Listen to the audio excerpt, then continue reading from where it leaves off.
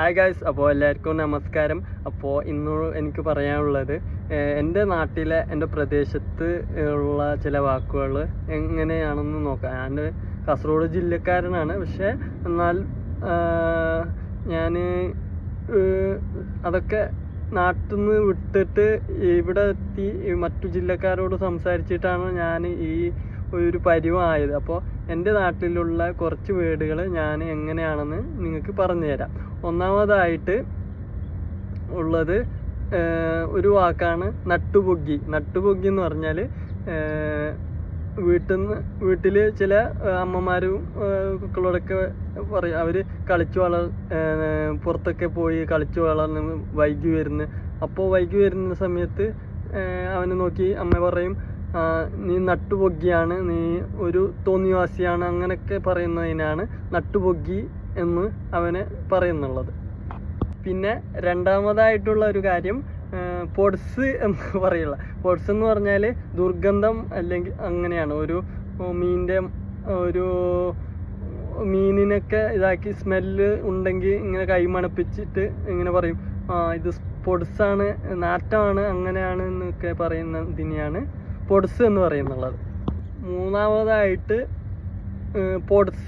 പിന്നെ പുറ്റ് എന്ന് പറയും. പുറ്റ് എന്ന് പറഞ്ഞാൽ അസൂയക്കാണ് പുറ്റ് എന്ന് പറയുക. എനിക്ക് അവനോട് പുറ്റാണ്, എനിക്ക് അവനോട് അസൂയാണ് എന്നുള്ളതിനാണ് പുറ്റ് എന്ന് പറയുള്ളത്. പിന്നെ മൂന്നാമതായിട്ടുള്ളത് അവൻ്റെ മുസൂണ്ട ഞാൻ പൊട്ടിക്കും, അവൻ്റെ മൂക്ക് ഞാൻ പൊട്ടിക്കുന്നതിനാണ് മുസൂണ്ട പൊട്ടിക്കും എന്ന് പറയുന്നുള്ളത്.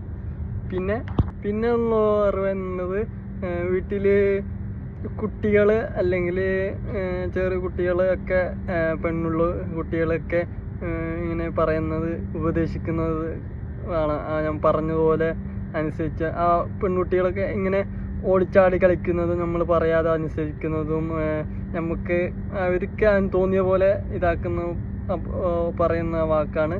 അവൾ കിത്തിക്കൊണ്ട് പോവുക എന്നൊക്കെ പറയും. അപ്പോൾ കിത്തിക്കൊണ്ട് പോകുന്ന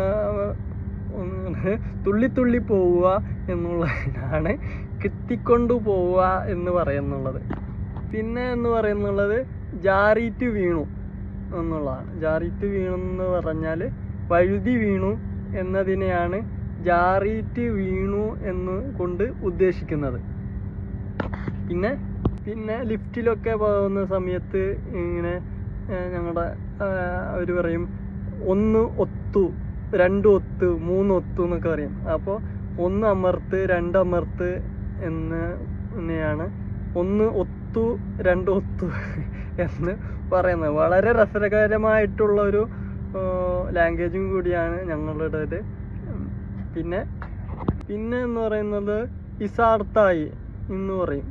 പെട്ടെന്ന് ഇസാർത്തായി എന്നുള്ളത് പെട്ടെന്ന് ഉറങ്ങി എണീറ്റു എന്നുള്ളതിനെയാണ് പെട്ടെന്ന് ഇസാർത്തായി എന്ന് പറയുന്നത്.